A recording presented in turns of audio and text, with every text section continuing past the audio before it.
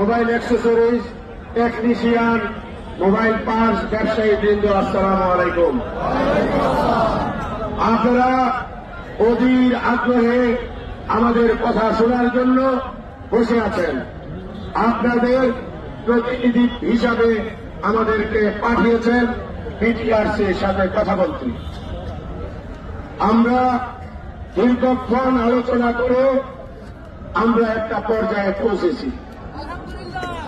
আমাদের কয়েকটা দাবির মধ্যে প্রথম কথা হল, আমাদের যে প্রোডাক্টগুলো আছে মোবাইল, এই মোবাইলগুলা আমরা বিটিআরসি কিভাবে গ্রহণ করবে। তারা বলেছে আপনাদের সমস্ত প্রোডাক্ট আমরা নির্দ্বিধায় আমরা এনলিস্টেড করে দেব। আমাদের সেকেন্ড অপশন হল এনবিআর। আমাদের অবাধ বাণিজ্যের জন্য আমার সেই প্রত্যন্ত অঞ্চলের একজন ভাইও যদি আমদানি করতে চায়, সেই আমদানি সহজকরণ তারা করে দেবে।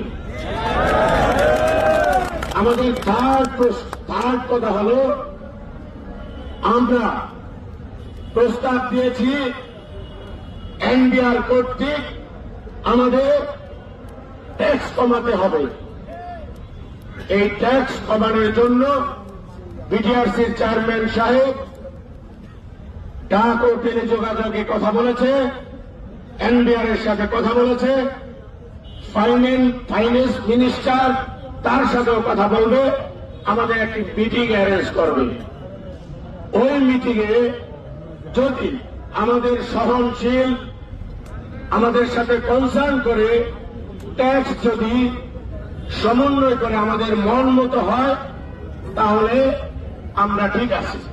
আদারওয়াইজ যদি আমাদের সাথে ট্যাক্স নেওয়া ওনাদের কোন সমঝোতা না হয়, তাহলে এনইআইআর এই সিস্টেমকে আপনার সময় পিছাবে।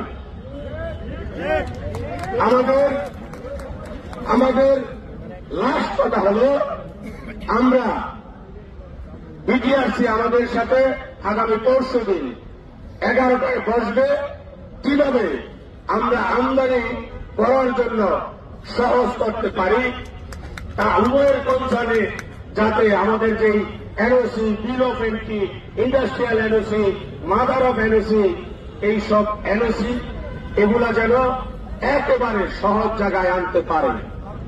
আমাদের এই পয়েন্টগুলো নিয়ে আজকে কথা হয়েছে, বাকি কথা আমাদের আসলাম ভাই বলবে।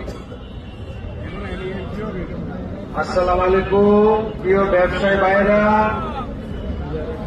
আজকে আমরা সারা বাংলাদেশ থেকে সব ব্যবসায়ী ভাইরা তাদের ব্যবসা প্রতিষ্ঠান বন্ধ করে আমরা এক কাতারে দাঁড়িয়েছি।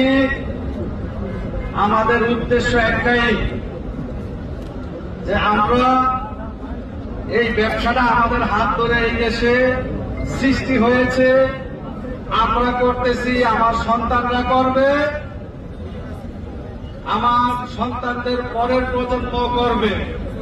কিন্তু বিষয়টা হলো এরকম যে আজকে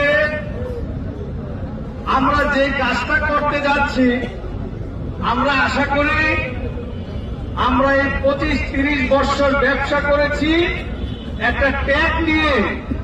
সেই ট্যাগটা কি? অবৈধ মাল। কি অবৈধ ব্যবসায়? আমরা কি অবৈধ থাকতে চাই? আচ্ছা, যদি আমরা অবৈধ না থাকতে চাই, তাহলে আমাদের করণীয় কি? যে কাজটা আমরা আজকে 1 মাস 7 দিন যাবৎ করতেছি, আমরা এখানে যারা নেতৃবৃন্দ আছি, আজকে 1 মাস 7 দিন এটা নিয়ে কাজ করতেছি। আলহামদুলিল্লাহ, আশা করি আমরা একটা জায়গায় আনতে পেরেছি, আসতে পেরেছি, বসতে পেরেছি। তারপরে আসি আমাদের বসার ব্যাপারটা।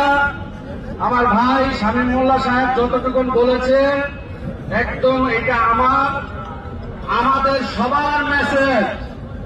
এটা যেটা উনি বলেছে এটা আমার মুখের কথা, আমাদের সবার মুখের কথা। এখন আমরা আগামীকালকে আমাদের ব্যবসা প্রতিষ্ঠান শাটডাউন থাকবে।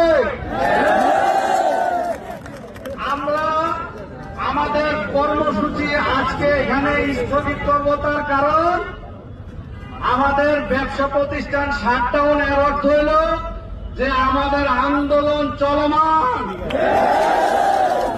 আমরা কিন্তু আন্দোলন ছেড়ে যাব না।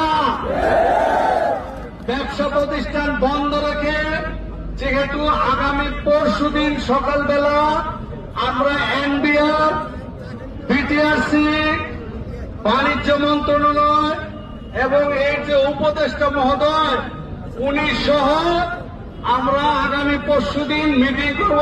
ঠিক এই জায়গায় আমরা মিটিং করব। মিটিং এ যদি কোনো ফলপ্রসূ কোন রেজাল্ট না আসে তখন আমরা যারা নেতৃবৃন্দ আছি, আমরা আপনাদের যারা ভাই অভিভাবক আছি, আমরা আবার সিদ্ধান্ত নেব এর থেকে কঠোরতম কঠোর যেহেতু আমাদের সাথে আজকে কি বলে বিটিআরসির চেয়ারম্যান মহোদয় উনি অনেক আন্তরিক ছিলেন। উনি নিজে থেকে প্রত্যেকটা সংস্থার সাথে উনি কথা বলেছেন এবং উনি আশ্বস্ত করেছেন যে ভাই আমার বিটিআরসি অফিস ঘেরাও, আমি কিন্তু ট্যাক্স দেওয়ার লোক না, ট্যাক্স নেওয়ার লোককে এনবিআর, আমার ব্যবসার রাস্তা করে দেওয়ার কাজ দায়িত্ব বাণিজ্য মন্ত্রণালয়, ওনার কিন্তু না। যেহেতু ওনার এখান থেকে প্রজ্ঞাপনটা এসেছিল বিদায় আমরা ওনার এখানে আছি, কিন্তু সঠিক কিনা? যাই হোক, উনি দায়িত্ব নিয়ে যেহেতু আমাদের মিটিং এর অ্যারেঞ্জমেন্ট করছে, আমরা কিন্তু প্রত্যেকটা মন্ত্রণালয়ের চিঠি দিয়েছি। আপনারা অবশ্যই জানেন, যেহেতু সবাই ব্যবসার সাথে জড়িত, প্রত্যেকটা মন্ত্রণালয়ের চিঠি দিয়েছি। সেই চিঠির রেজাল্ট আজকে আমরা এই জায়গায় পেয়েছি। আমরা প্রত্যেকটা মন্ত্রণালয়ের চিঠির উত্তর এইখানে পেয়েছি। কিভাবে?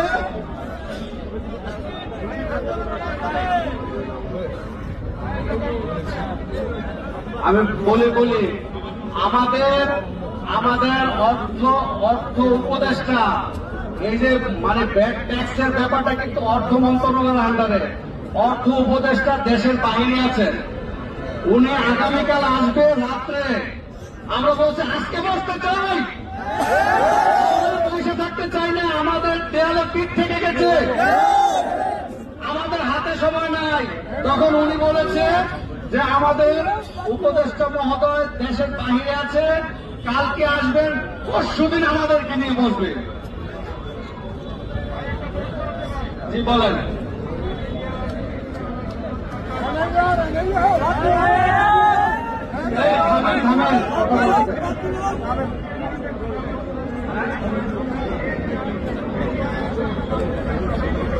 আচ্ছা, আমি প্রশ্নের উত্তরটা দেই।